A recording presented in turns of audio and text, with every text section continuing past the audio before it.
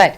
So Naganna గారు, ఇక్కడ కేటీఆర్ గారు మాట్లాడుతూ రేవంత్ రెడ్డి 5 ఏళ్ళు అతనే సీఎంగా ఉండాలి, అలా అయితేనే మరో 15 ఏళ్ళు కాంగ్రెస్ పార్టీ అధికారంలోకి రాదు, ఓడిపోతుంది, అంత కాన్ఫిడెంట్గా ఉన్నారు. అంటే ప్రజల్లో అంత వ్యతిరేకత ఉంది అనేది ఆయన చెప్పదలుచుకునే ఏజెండా. సో దాన్నే జూబ్లీహిల్స్ ప్రచారంలో కూడా తీసుకెళ్తున్నారు. కాబట్టే జూబ్లీహిల్స్ ప్రజలు కూడా వాళ్ళకి రాని పథకాలు ఏవైతే ఉన్నాయో అవన్నీ నమ్ముతున్నారు, ప్రభుత్వం మీద వ్యతిరేకత ఉన్నారు. కాబట్టి డెఫినెట్గా మేము గెలుస్తాం అనేది బీఆర్ఎస్ పార్టీ ధీమా. కేటీఆర్ గారు ఇంకా ఆ ఫామ్ హౌస్, ఆ జిన్నారం ఫామ్ హౌస్, ఇంకా ఆ ఆలోచనలోనే ఉండి అదే మైండ్ సెట్ తో ఉన్నారు. కేటీఆర్కి ఇంకా పరిపక్వత రాలే, ఇంకా ఆయనకి ఆ ఫోబియా నుంచి బయటికి రాలే, అదే ఫోబియాలో తిరుగుతున్నాడు ఇంకా అనేక. ఎందుకంటే 10 సంవత్సరాలు ఈ తెలంగాణ రాష్ట్రాన్ని భ్రష్టు పట్టించింది వాళ్ళే. వాళ్ళ పార్టీ అసలు జీరోకి వచ్చింది ఎంపీ ఎలక్షన్ లో. నిస్సిగ్గుగా మాట్లాడుతున్నారు ఇప్పుడు వాళ్ళు బీఆర్ఎస్, కేటీఆర్. రేవంత్ రెడ్డి గారు ఆయన యొక్క విజన్ అనేది ఇవాళ ఖచ్చితంగా పేద ప్రజలకి మనం ఏమి ఇవ్వదలుచుకున్నామో, సాగునీరు కానీ, తాగునీరు కానీ, ఉచిత బియ్యం కానీ, ఉచిత కరెంటు కానీ, బస్సు ప్రయాణం కానీ, ఇటు కార్మికులని కాపాడుకుంటూనే పేద ప్రజల కోసం పనిచేస్తున్న ప్రభుత్వం కాంగ్రెస్ పార్టీ ప్రభుత్వం.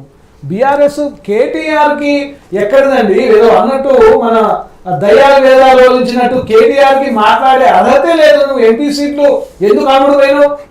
నువ్వు బీజేపీకి పనంగా పెట్టినావు కదా. మీ యొక్క ఇంట్లో కుటుంబ సభ్యుల కోసం, నీ యొక్క కుటుంబాల కోసం కాపాడుకోవడానికే ఈ యొక్క తెలంగాణ తెచ్చుకున్న నేపథ్యం కేటీఆర్ది.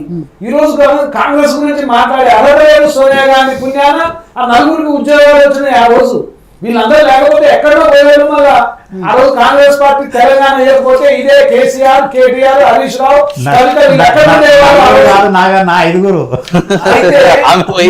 మాట్లాడుతున్నారు. వీళ్ళు ఆరోగ్యం అన్నారు. బిఫోర్ కాంగ్రెస్ గవర్నమెంట్ రాకముందు 2023 ముందు కాంగ్రెస్ పార్టీని మర్చిపోవాలన్నది ఉవ్వెత్తున ఎగిసిపోయిన కెరటం వల్లే తెలంగాణ కాంగ్రెస్ పార్టీ మళ్ళీ అధికారంలోకి రావటం. ఇలా ఖచ్చితంగా వాళ్ళు చేసిన దమనకాండ ఈ తెలంగాణ రాష్ట్రాన్ని పీక్కు తిన్నారు జరగల లెక్క. 7 లక్షల కోట్ల పైబడి అప్పులు చేసి ఈ రాష్ట్రాన్ని, పేదోళ్ళని మొత్తం దివాలా తీసిన దౌర్భాగ్యం కేటీఆర్ కుటుంబాన్ని, కేసీఆర్ కుటుంబాన్ని. ఇంకా మీరు మాట్లాడుతున్నారు ఇక్కడికి వచ్చి. ఇవాళ జూబ్లీహిల్స్ ఎలక్షన్ లో వాళ్ళకి డిపాజిట్ దక్కడం కూడా కష్టమే. ఆ పరిస్థితుల్లోనే ఇవాళ ఒక కుటుంబాన్ని కొంతమంది ఇవాళ సోషల్ మీడియాలో చూస్తున్నాం, ఆ కుటుంబాన్ని అన్యాయం చేసినట్టు వాళ్ళు సోషల్ మీడియాలో బయటకు వస్తున్నారు. మరి అలాంటి వాళ్ళని ముందు నువ్వు ఇంటిని సరి చేసుకో. ముందు నీ పార్టీలో ఉన్నటువంటి నువ్వు ఎవరినైతే అభ్యర్థిని పెట్టినవో ఆ కుటుంబాన్ని సరి చేసుకో. కానీ ఇప్పుడే రోడ్డు మీదకి వచ్చి అదైపోయిందా, ఇదైపోయిందా, ఎందుకంటే మేము ఏదో కాంగ్రెస్ పార్టీని అధికారంలో ఉన్నది కాబట్టి మేము అనకపోతే మాకు ఉనికి కోల్పోతాం అనే ఆలోచనతోనే తప్ప కేటీఆర్ అవాకులు చవాకులు మానుకోవాలి. కాంగ్రెస్ పార్టీ జూబ్లీహిల్స్ ఎన్నికల్లో ఖచ్చితంగా 300 కోట్లు కాదు, ఇంకా 300 కోట్లు కూడా ఖర్చు చేయడానికి సంసిద్ధంగా ఉన్నది. ఇక్కడ ఇందాక రామ్ గోపాల్ గారు అన్నట్టు ఇది ఒక మినీ ఇండియా జూబ్లీహిల్స్ అని. ఈ మినీ ఇండియా అంటే పేదవర్గం, ఎవరైతే గుడిసెలో ఉంటున్న పేదవాడి నుంచి 5 అంతస్తుల 10 అంతస్తుల మేడలు ఉన్న పెద్దవాళ్ళు ఉన్నారు. ఖచ్చితంగా కాంగ్రెస్ పార్టీ నైజం ఆ పేదలకు అందాలే. ఈ పెద్దలకు కూడా రోడ్ల యొక్క బాగు. ఇలా నాళాలు ఎవరైతే ఆక్రమించారు వాళ్ళ హయాంలోనే నాళాలు ఆక్రమించారు. ఇలా మూసి ప్రక్షాళన అనేది డేర్ స్టెప్. ఇలా హైడ్రా అంటున్నారు. హైడ్రా విషయంలో కూడా ఇలా బతుకమ్మకుంట పోవడం పండి, బతుకమ్మకుంట పోయి అక్కడ బతుకమ్మ చూడండి ఒకసారి. మీరు ఏదైతే మూసేసి కబ్జా చేసి ఈ యొక్క పేదల ఇండ్లు కూలి కొట్టుకుపోవడానికి కారణమైన మీ చర్యల్ని ఇలా కాంగ్రెస్ పార్టీ రేవంత్ రెడ్డి గారు వచ్చిన తర్వాత బతుకమ్మకుంటని పునర్నిర్మాణం చేసి చక్కగా మన బతుకమ్మ ఆడి అది వాళ్ళు కనపడట్లేదు. మూసీ నది ఒడ్డున మొన్న వచ్చిన వరదలకండి, అంతకుముందు 2017 అనుకుంటా 18 సనత్ నగర్, సరూర్ నగర్ నుండి మూసీ నది వరకు ఎలాంటి వరద వస్తే పడవలు వేసుకొని తిరిగి దాంట్లో ఆ పడవలో పోయి మీ ఇంటికి 10,000 ఇస్తామని చెప్పారు. ఆ 10,000 కూడా వేయలే ఆ రోజు పేదోళ్ళకి. ఎంతో కాలం ఎదురు చూసారు. ఇవాళ రేవంత్ రెడ్డి గారు కాంగ్రెస్ గవర్నమెంట్ వచ్చిన తర్వాత మూసీ ప్రక్షాళన చేసి పేదవాళ్ళు ఎవరైతే మునక ప్రాంతానికి దగ్గర ఉన్నారో వాళ్ళందరినీ బతిలాడి వారికి ప్రత్యామ్నాయంగా ఇండ్లు ఇస్తూ మొన్న కొంతమంది తీయడం వల్లనే మన పెద్ద ప్రమాదం తప్పింది. అది వాళ్ళకి తెలుసు. అందుకనే జూబ్లీహిల్స్ ఎలక్షన్ లో ఖచ్చితంగా కాంగ్రెస్ పార్టీ మేమిచ్చిన 15,000 రేషన్ కార్డులు ఇవాళ పేదలకు ఇచ్చింది. అక్కడున్న నియోజకవర్గం గవర్నమెంట్ లెక్కల ప్రకారం 15,000 మందికి రేషన్ కార్డులు కొత్తగా ఇవ్వడం జరిగింది. ఇలా సన్నబియ్యం ఇస్తున్నారు. ఇలా దాదాపు 200-300 కోట్ల రూపాయల అభివృద్ధి జరిగింది, రోడ్లకు కానీ మిగతా విషయాల్లో కానీ.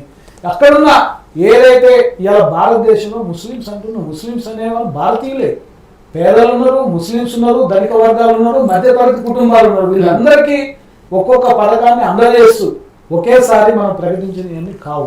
ఇవాళ ఎన్నో ప్రకటిస్తాం. ఇవాళ ఈ తెలంగాణ రాష్ట్రంలో 18,000 కోట్ల రూపాయల ఆదాయానికి వాళ్ళు చేసిన అప్పులకే నెలకి 6,000 కోట్ల రూపాయలు కట్టాల్సి వస్తుంది. ఇలా ఓపెన్ గా ప్రకటించింది ప్రభుత్వం. ఉన్న వాటిని ఎట్లా అడ్జస్ట్ చేయాలి, మరి ఈ విధంగా వాళ్ళు చేసిన అప్పులు, ఫీజు రియంబర్స్మెంట్ కానీ, కాలేజీల బకాయిలు కానీ 2021 నుంచి బకాయిలు ఉన్నాయి 1000 కోట్ల రూపాయలు. ఆ ఇయ్యమని కొత్త ఇప్పుడు వచ్చిన ఇస్తున్నారు, పాత బకాయిలు ఇవ్వని వాళ్ళు ఉద్యమం చేస్తున్నారు.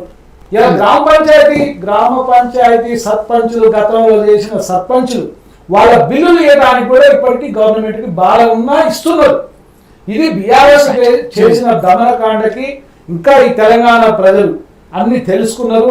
జూబ్లీహిల్స్ ఎన్నికల్లో ఖచ్చితంగా నవీన్ యాదవ్ కి కాంగ్రెస్ పార్టీ అభ్యర్థి మంచి మెజార్టీతో గెలిపించబోతున్నారు.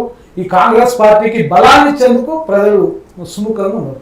అంత కాన్ఫిడెన్స్ ఉన్నప్పుడు రెఫరెండంగా తీసుకోవచ్చు కదా, ఎందుకు మరి దానికి మాత్రం మీద అవుతుంది? అంటే ఇక్కడ రెఫరెండం అనే పదం ఒకటి మేడం, ఆ రెఫరెండం కానీ మిగతా పదాలు ఎప్పుడు వాడతారంటే కాంగ్రెస్ శ్రేణులు స్తబ్దతతో ఉన్నప్పుడు, కాంగ్రెస్ శ్రేణులు పనిచేయడానికి ఇది లేనప్పుడు, బాబు ఇది ప్రెస్టేజ్ గా బాబు, మనం ఏదైనా చేయకపోతే కలవదా బాబు అనే పదం అనేది లాస్ట్ పదం. పదం మీకు నచ్చకపోతే, రెఫరెండం అనే పదం నచ్చకపోతే, మీరు చేసిన అభివృద్ధి గిఫ్ట్ అనుకోండి, కొన్ని గిఫ్ట్ ఇస్తున్నారు, ఒకవేళ చేయకపోతే మీకు ఆ గిఫ్ట్ లేదు. జూబ్లీహిల్స్ ప్రజలు కాంగ్రెస్ పార్టీని గెలిపిస్తున్నారు, ఈ ప్రభుత్వాన్ని ఆశీర్వదిస్తారు, గిఫ్ట్ ఇస్తారు అనేది మాకు పూర్తి నమ్మకం. అసలు రేపు రేవంత్ రెడ్డి గారి బర్త్డే కూడా ఉందంట, కాబట్టి గిఫ్ట్ కూడా పోస్ట్ గిఫ్ట్ ఉంటుంది. అయితే జూబ్లీహిల్స్ లో మంచి మెజార్టీ ఇవ్వడానికి సంసిద్ధంగా ఉన్నారు ప్రజలు. రైట్. సో రాజనేత గారు, ఇక్కడ లంకల దీపక్ రెడ్డి గారు బీజేపీకి సంబంధించిన అభ్యర్థి, పాపం కాళ్లకు బలపం కట్టుకొని మరి ఆయన ప్రచారంలో తిరుగుతున్నారు. సరే, బండి సంజయ్ గారు